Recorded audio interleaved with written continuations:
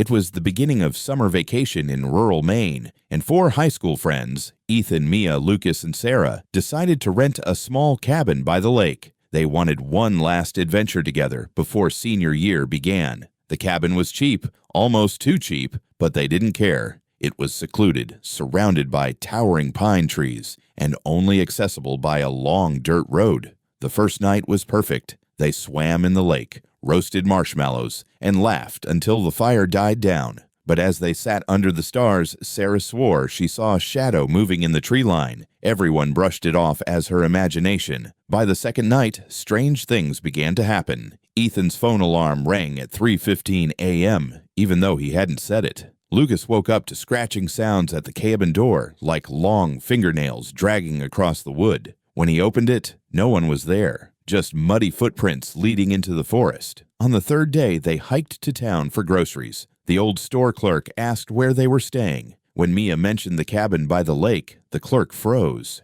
"You kids shouldn't be there," he whispered. That place, it belonged to the Harlow family, disappeared without a trace. Every last one of them uneasy, they returned to the cabin.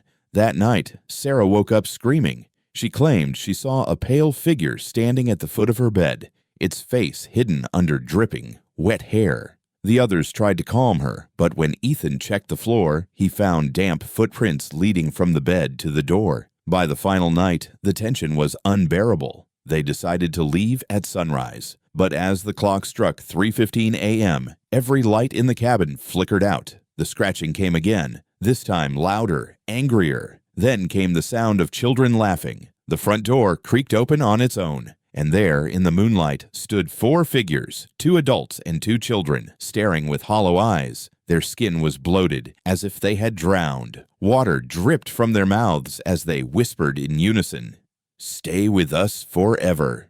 When the sun rose, the cabin was empty. The car was still there, the friends' belongings untouched, but Ethan, Mia, Lucas, and Sarah were never seen again.